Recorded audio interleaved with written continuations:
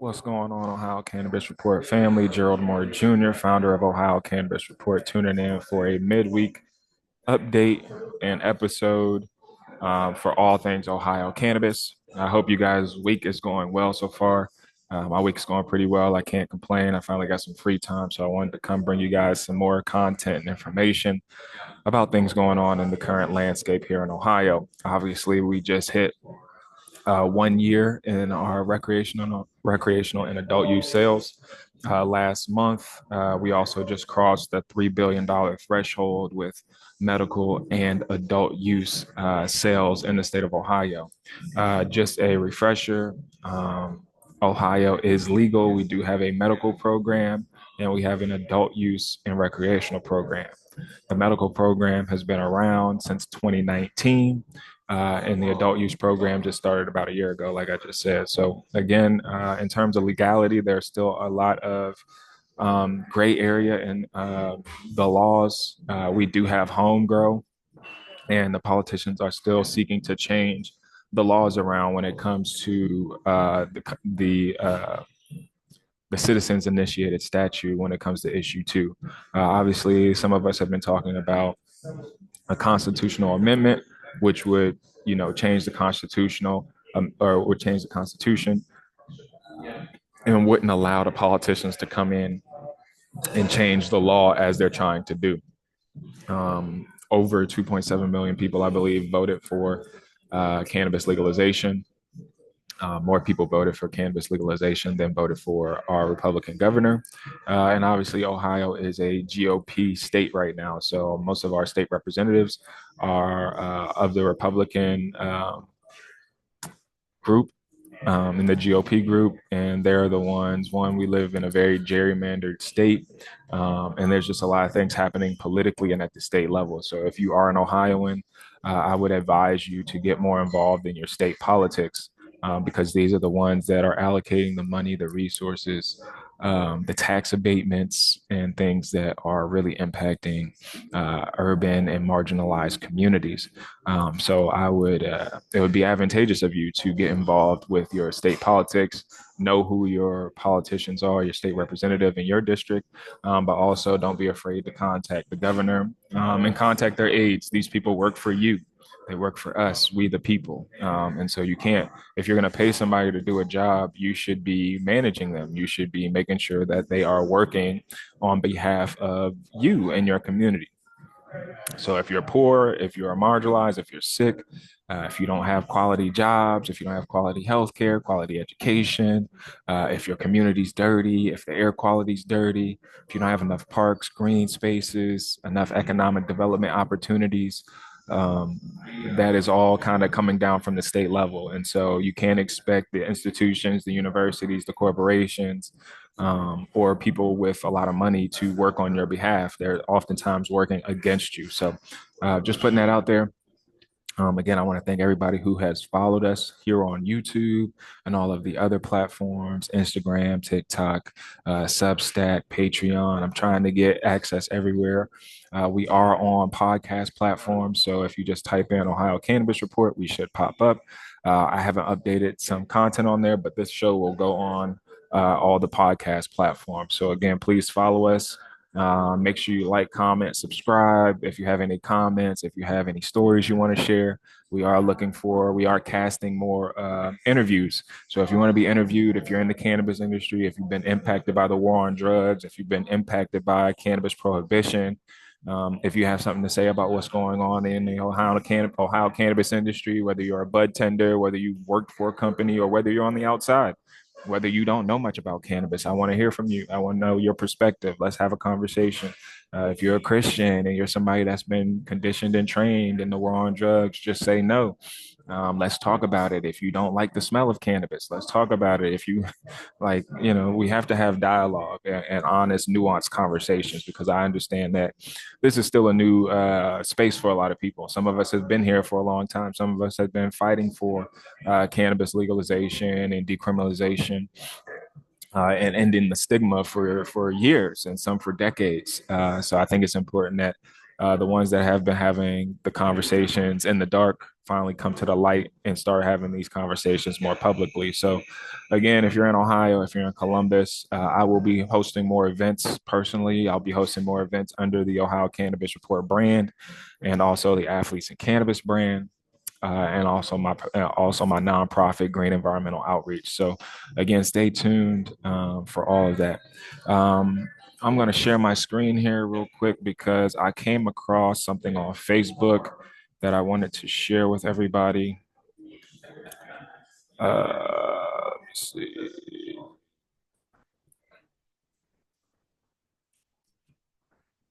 Hold on, my phone updating. Crazy.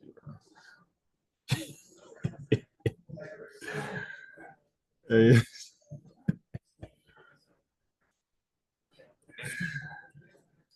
okay, I just see something. I can't show you how that works. All right, so here's OCAN. They got 300 followers. OCAN is they're essentially the so OCAN is essentially the business arm and association for all of the dispensaries, not all of them, but the majority of the dispensaries, cultivators, and processors, and other companies attached to the cannabis industry. So they are not necessarily for the betterment of the cannabis community as a whole. They're for the betterment of the cannabis industry, the business leaders. And so they are on Facebook, social media, and they just were founded a few years ago, but they're also founded by the regulators and business leaders.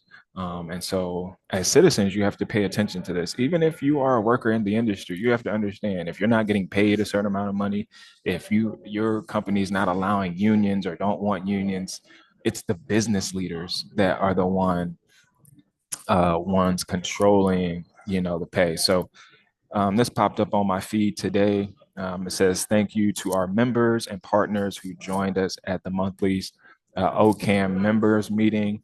A special thanks to our event sponsors, Surfside and France Ward, for making it possible. These gatherings are a valuable opportunity to connect with industry leaders, share ideas, and engage about the future of Ohio's cannabis industry.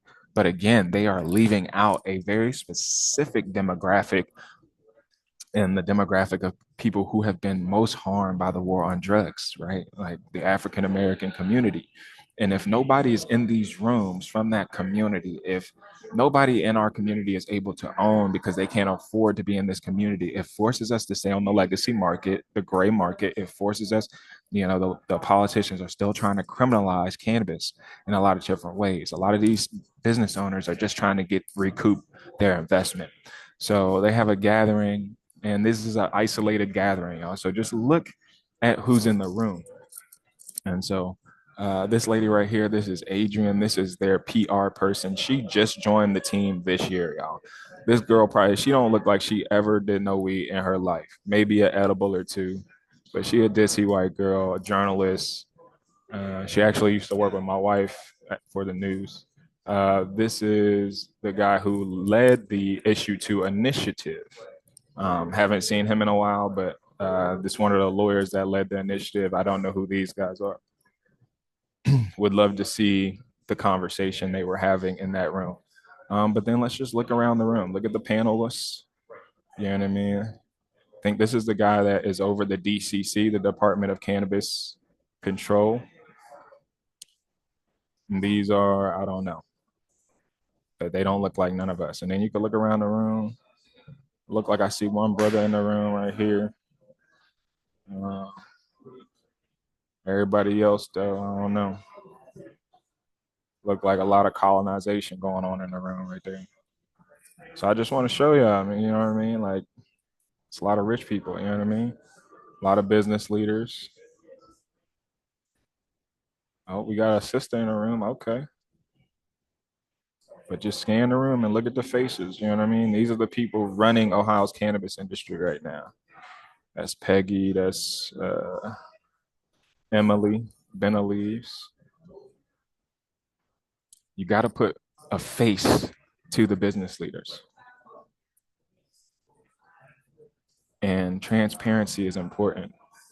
So you can see they're actually marketing and advertising pre-rolls for Ohio cannabis industry. Uh, they want to educate and try to get people to buy local. I encourage people to shop with your local gardeners, right? Because one of the issues is they're trying to limit social equity and or the tier 3 and craft grower program. We have no tier 3 or craft grower program, and so they don't want that to happen. Uh, Here's another event that they were at, the Ohio Chamber of Commerce, and they partnered and they were a platinum sponsor. So they must have some money, right? They a platinum sponsor right along Coinbase, Airbnb, Google, Philip Morris International, TikTok, and right under Meta. You know what I mean? So what type of money they got? Let's see. This is a Meta, Solo Creek, and you got the Ohio Chamber of Commerce. So again, this is their PR person. This is Stephen Huffman. So as you can see, they all work together, right? They're all in these small private rooms trying to discuss and what are we going to do about this cannabis stuff in business. So again, I think it's important for people to know what's going on in the industry and the people that are leading the industry. Um, it's all fun and games, to have events and to smoke and have fun, but we also need to be talking about the economic part of cannabis, right? Like cannabis was something that was taken away from our communities and used against us to lock our communities up. You know what I mean? Now it's being used by communities to create wealth. And you got to understand these same communities benefited from the war on drugs, right? Because they created prisons, people got jobs to be wardens, police officers, um, you know, private investigators, I mean, all types of businesses came out of the criminalization and the war on drugs. I mean, a lot of money went to the police, the feds, for a domestic war that was waged on Black and brown people when we weren't even the cultivators of cannabis like that. We were the growers or we were the users and distributors, but we weren't typically the cultivators. And so a lot of times when you look at the stats, they weren't arresting Black people for being big time drug kingpins. They were arresting us for, you know, dime bags, nickel bags, smell, you know what I mean? And that fucked up our community, especially here in Ohio. Like Ohio is a very like weird state, but yeah, it's a lot going on, a lot to unpack here. So I think that's important. And since I haven't updated you guys on let me see, the current numbers, I'll show you guys the current numbers. So here are the DCC updates by the number September 19th, 2025. So currently we have 37 cultivators that have certificates of operation. We have 23 level 1 dual use certificates, 14 level 2 processors, 46 certifications of operation, 46 dual use testing labs, 8 total testing labs, 6 dual use, 2 medical only dispensaries, 170 dual use certificates of operation, physicians 538 certified to recommend, and patient and caregiver numbers as of 7/31/2025, we have 1,187,632 recommendations, 459,408 registered patients, 26,013 patients with veteran status, 26,774 patients with indignant status, 1,544 patients with terminal diagnoses, 94,294 patients with both an active registration and an active recommendation, 440,846 unique patients who purchased medical marijuana, as reported by ORS, 41,995 registered caregivers. And then here are your updated sales figures. Medical sales began January 14, 2019. Non-medical sales began August 6, 2024. Pounds of plant material sold, non-medical, 126,965 pounds, medical 331,341 pounds, for a total of 458,292 pounds. Units of manufactured products sold non-medical, you have 13,537,419. For medical products, you have 30,836,091. for a total of uh,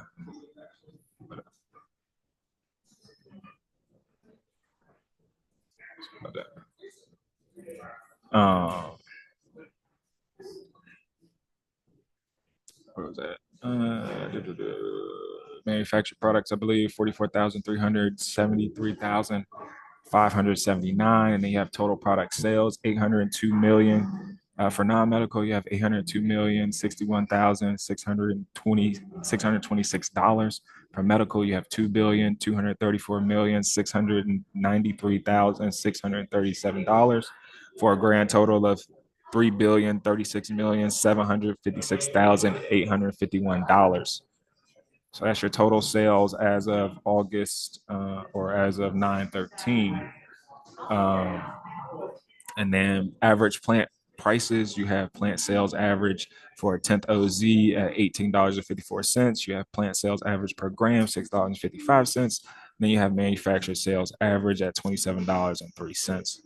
So there's your current sales. And obviously, this does not include um, black market, gray market, you know what I mean, legacy market, bud, right? Like if you're somebody that's on the legacy market, selling products at a farmer's market or something like that, that's not being incorporated. So this is just state money. If you are selling weed, I would tell you don't sell it, donate it. I would tell you if you're getting money, start a nonprofit or something so you can leverage that and protect yourself. Because what people have to understand, when you start putting money in the bank, the government's going to track that money. Where did you get this money from, right? What have you been doing? If you do have an illegal grow, just be smart. You know what I mean? If you're growing more than 12 plants in Ohio, be smart. Because these people will be tracking you. They'll track you for years. You know what I mean? They won't say nothing and they'll just let you cook 5, 10, 15, 20 years. Next thing you know, they don't put a scheme up against you. So be very wary and mindful of this game. And that's why we have to get involved on the legal side of it. Just think about it. These legal dispensaries, how did they just all of a sudden pop up and have product? Where are they getting the product from? Where did these cultivators get the seeds? Where did they get the clones? Before we had legal, like it was just illegal 6 years ago. So then the day it becomes legal, how are you transporting pounds of weed, pounds of product, unmarked vans, right? Like you got warehouses that are unmarked, just growing hella weed right now. You know what I mean? It's still an all cash business. They're using banking, but there's mostly all cash. So why aren't we asking questions? Why aren't we demanding more transparency? Where is the social equity money? Why aren't we doing more events to educate the general public on cannabis and its importance and its uses for medicinal purposes and recreation? So these are things that I'm trying to make people more aware of as citizens. Stop expecting the business leaders to do things in your best interest. They are doing things in the best interest of their pockets and their investors' pockets. If you're not investing in those companies, they are not doing you a service, right? And so I think people really have to understand that, take heed to that, especially in this moment. I encourage all people to grow their own cannabis. If you have a backyard, if you have a closet, or if you have a friend that grows, support your local growers. We need more community outreach, more community co-ops. If you are a grower, you need to be educating folks on how to grow. Stop gatekeeping. There's a lot of gatekeeping going on. There's a lot of judgment going on right now in this space because everybody is just trying to make money. Cannabis is not really a money maker. You know what I mean? Like cannabis is like water. This is like cannabis should be everywhere. We shouldn't be, oh, my weed is better than you. No, people need it. There's homeless people that got mental health issues that can't afford high quality weed, but if they got access to high quality weed, it would change their lives. There are people that are marginalized communities that are smoking spray packs and smoking bullshit weed or going to the gas station, and they deserve quality weed. They just don't know. Young kids don't know about terpenes. They just chasing a high. They're chasing um, pain relief. They're chasing, anxiety and stress relief. They're chasing depression relief. They're chasing something to help them with their anger, their frustration. They're chasing something to help them make more money, that maybe help their mom because they can't afford brand new clothes or brand new shoes for school. They can't afford, vacations every year. They can't afford some of those things. And cannabis was that way of making some extra income for folks. So we really have to understand the deeper meaning in the bigger picture of this cannabis thing. It's not good enough to come in and now that it's legal, oh, I'm gonna come in and colonize the weed game, and then be mad when people talk about it. Because when I go to the dispensary, it seems like it's a bunch of people in there. They ain't never smoked weed before. They just got a job opportunity and now it's cool. Oh, I'm a legal drug dealer. Bitch, tell me about terpenes. Then they can't even tell you about the medicinal purposes and practices of the cannabis. So again, we need more people with lived experience sharing their real stories, um, and creating platforms in the cannabis space just to normalize and the stigma. And that's why I created Ohio Cannabis Report. That's why I created Athletes in Cannabis. That's why I created Ohio Black Canna. That's why I do events, because the whole goal is to end the stigma around cannabis, and cannabis consumers, users, and those that find relief in cannabis. And a lot of times, again, this is difficult for people that may be having health issues. Being vulnerable enough to publicly share your health issues with the world, knowing that people are constantly judging, people are constantly critiquing, people may try to use that against you, right? Being a parent, being a public figure, being a professional, a lot of times folks will use your weaknesses or things that they see as a weakness against you, right?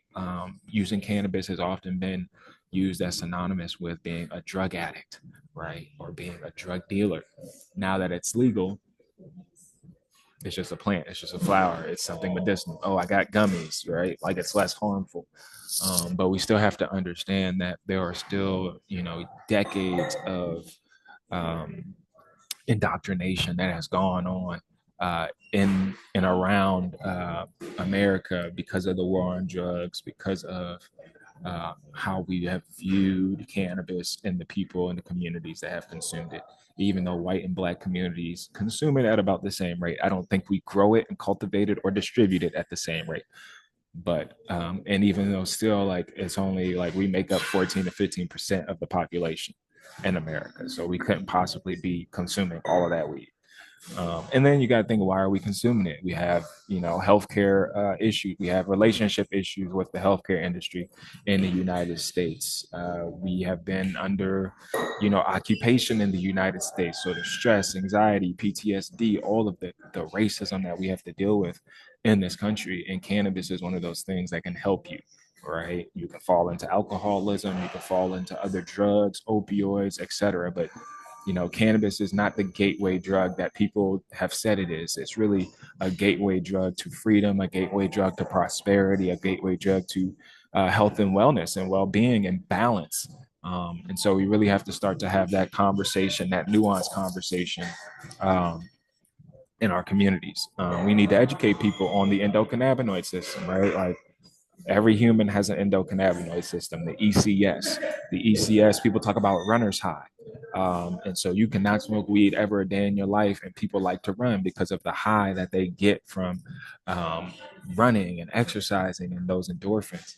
And so that's really you getting high off your own supply. And so the endocannabinoid system produces cannabinoids. And it has the receptors to receive cannabinoids. And there are more cannabinoids than just THC, which give you this the head high, right? You have CBD, CBG, CBN, and a plethora of other cannabinoids that don't get you intoxicated or the high. Some people like the high for creative purposes, for stress relief, anxiety, depression, whatever, creative purposes. Other people just need help sleeping. They need help with reducing inflammation, IBS, pain mitigation. And so other cannabinoids can help with that without getting you high. CBD, CBG, CBN, if you have trouble sleeping and stuff like that. So it's important that we educate ourselves. A lot of these institutions, because it's still federally illegal in the United States, a lot of the public and private institutions are still not tapping into cannabis or hemp. But one of our partners is Central State, has a hemp program. Central State is a HBCU, historically black university here in Ohio, and they have a hemp program. So if you're looking to learn more about hemp in that program, make sure you follow my nonprofit, Green Environmental Outreach. Also, check out Central State University because they are doing work in the hemp space. But again, unfortunately, a lot of these organizations are afraid, a lot of the doctors are afraid to lose their licenses dealing with cannabis, and many of them aren't educated on cannabis. So it's important that you seek out physicians, nurses, and practices that are studying cannabis and that understand it. Shout out to Dr. Bridget Williams, who is my cannabis doctor here in Columbus, Ohio. She's also in Michigan, and she is a doctor that is able to recommend medical cannabis here in the state of Ohio. And she's also very educated. She's, a Black woman, entrepreneur, doctor, business owner. And so she's done a lot of great work. She's a published author, and I'm actually in one of her books, Courage in Cannabis, The Triumph and Stories, which can be purchased on Amazon. It was an Amazon bestseller. You can get the ebook or you can get the paperback. But it's important that you surround yourself with people who are in the industry that are being innovative, being disruptive, sharing stories, and providing educational resources because, again, we are on the forefront of this industry right now. Even though the cannabis plant has been around for thousands of years and America has been illegal. And so we have to, with everything going on in the trade wars with Donald Trump, tariffs, right now is the time to be innovative, creative, be an educator, and create your own platforms while also solidifying yourself in a space that you are passionate about. And that's all I've done with the cannabis space. And so I've tied in my sports background, I've tied in my healthcare background, and I've tied in my lived experience of just being a husband, father, Black man in America. And I combine all of that into the passion projects that I've created, which Ohio Cannabis is one of them. So yeah, that's my episode for today. I just wanted to get you guys updated on some of the things going on. Be sure you guys like, comment, subscribe. Let me know if there's any topics that you want me to cover. Again, pre-rolls just dropped in Ohio. There's been a lot of events going on. There was also a bill introduced about for intoxicating hemp. And then there'll probably be a lot more things going on in fall.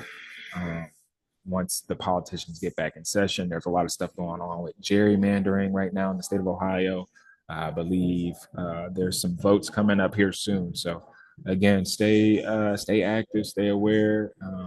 Please like, comment, share. If you find this content useful, please share it on other social media platforms. Again, if you have somebody or you're somebody that wants to come on and share your lived experience about cannabis, if you live in Ohio, be my guest. You can contact me on our email, ohiocannabisreport@gmail.com. Till next time, peace.